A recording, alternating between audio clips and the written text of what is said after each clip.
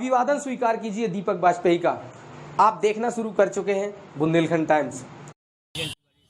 अपनी वीरता और देसावरी पान के चलते देश दुनिया में प्रसिद्ध बुंदेलखंड के महोबा जनपद को भ्रष्टाचारियों व भूमाफियाओं ने चारागाह बना लिया है। भूमाफियाओं के लिए सख्त कार्रवाई करने को लेकर एंटी भूमाफिया टास्क फोर्स बनाने वाली योगी सरकार महोबा में नाकाम नजर आ रही है। आलम यह है कि भूमाफियाओं के हौसले इतने बुलंद हैं कि आए दिन बेशकीमती सरकारी जमीनों पर न सिर्फ अवैध कब्जे कर रहे हैं बल्कि उन पर निर्माण कराने के साथ ही उन्हें बेच भी रहे हैं। आप सोच रहे होंगे कि हमने महोबा जिले को भ्रष्टाचारियों व भूमाफियाओं की चारागाह क्यों बताया, तो इसका तर्क भी जान लीजिए। बीते वर्षों में लगातार भ्रष्टाचार के मामलों को लेकर सरकारी मशीनरी में बैठे भ्रष्ट प्रशासनिक कर्मियों व अधिकारियों को एंटी करप्शन टीम ने रंगे हाथों रिश्वत लेते हुए गिरफ्तार किया और कार्रवाई कर जेल भी भेजा, लेकिन इसके बावजूद भ्रष्टाचार पर आज भी कोई लगाम नहीं लग सकी। कुछ यही हाल भूमाफियाओं का भी है, जिन्होंने महोबा को चारागाह बनाकर चारागाह की जमीनों पर ही अवैध कब्जे कर लिए। चारागाह की जमीन पर कब्जों के मामले में जैतपुर तो मात्र एक बानगी है, पूरे जनपद में कमोबेश यही हाल है। भूमाफियाओं के खिलाफ कार्रवाई की मांग को लेकर महोबा शहर के आरटीआई कार्यकर्ता व समाजसेवी जीवनलाल चौरसिया व राजेश महाराज तहसील परिसर में अनशन पर बैठे हैं। उनका कहना है कि भूमाफियाओं से जमीन मुक्त कराकर उनके खिलाफ सख्त कार्रवाई की जाए। अगर कार्रवाई नहीं की जाती तो 10 तारीख तक तहसील परिसर में बैठने के बाद गोरखपुर के गोरखनाथ मंदिर के सामने बैठकर अनशन करेंगे।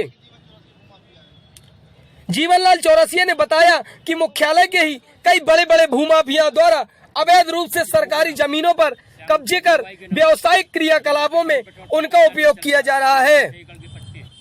अंधेर तो यह है कि पट्टे की जमीनों पर भी बिल्डिंग बनवाकर उन्हें किराए पर दे दिया गया और कुछ जमीनें बेच दी गईं, जबकि नियम अनुसार पट्टे की अवधि कई साल पहले ही समाप्त हो चुकी है।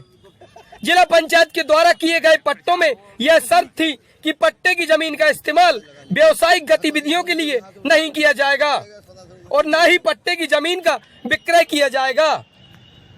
आपको बता दें कि इस मामले में बीते 1 अगस्त को जिला पंचायत द्वारा नोटिस जारी किए गए थे कि 15 दिन के अंदर पट्टे पर किए गए अवैध निर्माण को स्वतः ध्वस्त किया जाए, अन्यथा की स्थिति में जिला प्रशासन उक्त जगह को खाली कराएगा या ध्वस्त कर देगा, जिसका खर्चा भी संबंधित लोगों को देना होगा। लेकिन अंधेर की बात यह है कि 15 दिन की बजाय महीने भर से ज्यादा समय होने के बाद भी ना तो उक्त प्रतिष्ठान खाली कराए गए और ना ही प्रशासन द्वारा कोई कार्रवाई की गई।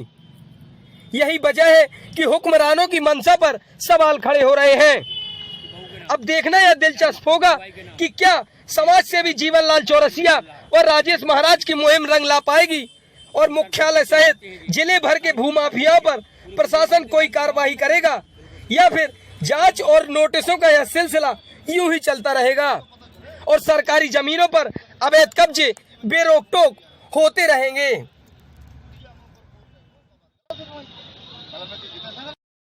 किस बात को लेकर आप तहसील परिसर में अनशन पर बैठे हैं? पत्रकार ये जो अहम समस्या है, हम किसी के विरोध में नहीं बैठे। हम माननीय योगी जी की ड्रीम प्रोजेक्ट एंटी भूमाफियाओं के लिए बैठे हैं। क्या सिर्फ जनपद महोबा में कोई भूमाफिया नहीं?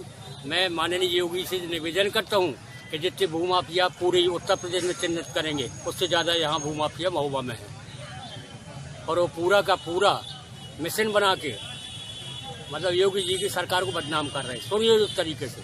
यहाँ का प्रशासन बिल्कुल निकम्मा है।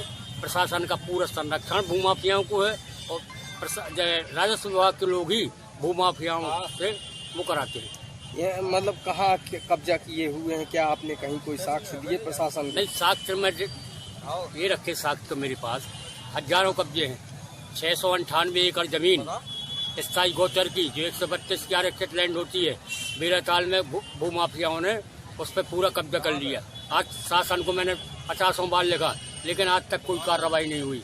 यहाँ पर ये भूमाफिया ये इसके खिलाफ ये सब सैकड़ों शिकायतें की गई। अगर इन शिकायतों का निस्तारण नहीं हुआ, जमीनों का नहीं हुआ, तो आप क्या करेंगे? कब तक बैठेंगे ऐसे अनशन पर? यहाँ हम 10 तक बैठेंगे। अगर यहाँ 10 तक निस्तारण नहीं होता है तो माननीय योगी जी के गुरु गोरखनाथ मंदिर में हम जाके अपना धरना प्रदर्शन करेंगे। आप देखिए, मैं उदाहरण के तौर पर बता रहा हूँ। ये है 698 एकड़ जमीन में जो कब्जे किए, वैसे से भूमाफिया हैं जिनके पास 25-25 एकड़ जमीनें हैं।